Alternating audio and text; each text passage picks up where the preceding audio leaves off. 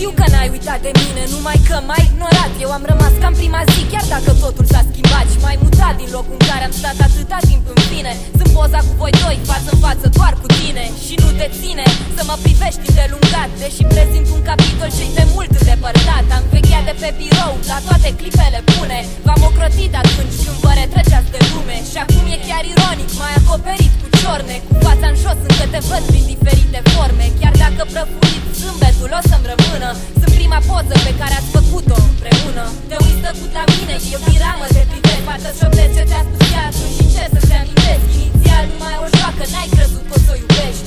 Vino după mine dacă vrei să mă oprești. A zis, acum îți vorbesc eu, hei, uită-te aici. Am căzut sub saltea și ai uitat să mă mai ridici. Ce zici? Atunci când te uiți fix în ochii mici, înconjurați de pluși murdari, cândva nu trecea nici o noapte în care să nu mă ții la dreptul tău. În lipsa ei te consolam, emanând parfumul său. Și-mi pare rău că nu mai sunt ce-am fost cândva.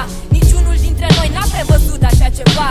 Niciunul din noi trei n-a zis că voi sfârși așa. Că într-o noapte mă vei culege accente pe podea. În urma mea prea mult în față, un viitor incert. Nu încerc să zic nimic, nu mai are rost să te cert. Te uiți urât la mine, eu privesc în jur pierdut. Sunt ursulețul descusut de timpul care a trecut. Inițial nimic serios, n-ai știut că o să o iubești. Vino după mine și încearcă să mă oprești. A zis,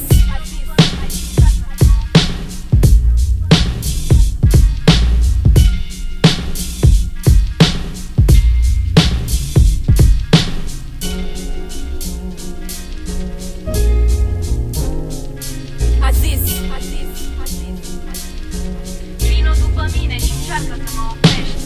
Vino după mine și încearcă să mă oprești.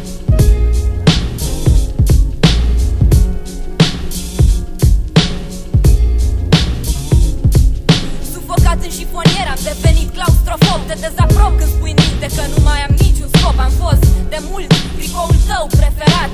M-ai luat cu ea și de atunci m-ai purtat neîncetat. Acum stau șifonat, nu mai aștept nimic.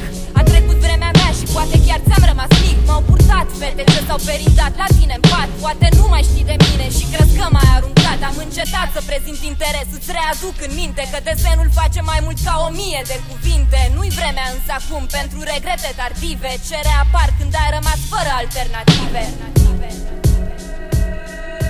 Te uiți ciudat la mine, dar eu nu te mai ofer. Cum mi s-a dus mie culoarea la